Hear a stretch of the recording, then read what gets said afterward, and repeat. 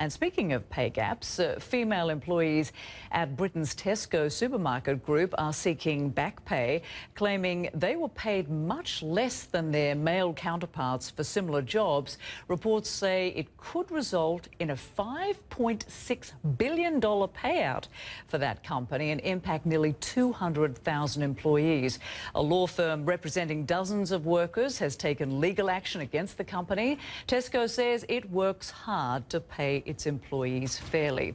And Paula Lee joins us now from London. She's an associate solicitor at Lee Day, the legal firm handling the Tesco case. Thanks so much for being with us. That's a pleasure. So this is a record equal pay claim involving women workers at Tesco. How much less are women currently being paid compared to their male counterparts? And how likely is it that your law firm will win this case against Tesco? OK, so the women in the stores are paid on average £8 per hour, and the men in the distribution centres, our research shows, are paid around about £11 an hour. So we think that how things currently stand, there's about a £3 per hour differential. I think your latter question is, do we think that we'll win? Well, yes, we do think the prospects of success for the women are good. We think they're strong. Equal pay claims, though, are notoriously long-winded. They are complex.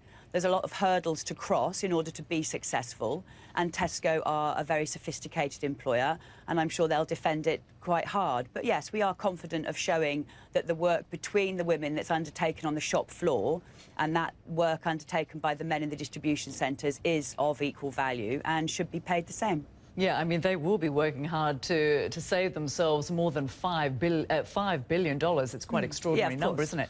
But Tesco says it works very hard to pay its employees fairly. What do you say to that? Yeah, I think that's right. I think Tesco, if you look at their website, they have been interrogating pay between the genders since 2002. And in 2011, they signed up to this country's government's Think, Act, Report initiative. And I think everyone is very comfortable with the idea of men and women working side by side, doing the same job, being paid the same. That, however, is not this case. This case is looking at work of equal value, and the law in England permits women, predominantly women, to compare their different job with that undertaken by men. And if that job is of equal value, and we can show that, then they're entitled to equal pay. So when you hear employers saying, oh, we always pay equal pay for equal work, I think they're mainly talking about side-by-side work, and I think everyone is comfortable with that. We're looking at different jobs, and we're interrogating those different jobs, and we say they are of equal value and should be paid appropriately, and our law permits that. Right. And how often is this happening in other companies across Britain? Does your law firm have plans to work hard for women at some of those other companies where there is a disparity in male and female pay? Oh, absolutely. So we currently represent a number, about 20,000 female shop workers for Asda supermarket, which is owned by Walmart, of course. We've got over 1,000 women in the Sainsbury's litigation. So in this country, we saw it quite a lot in the public sector throughout the early noughties.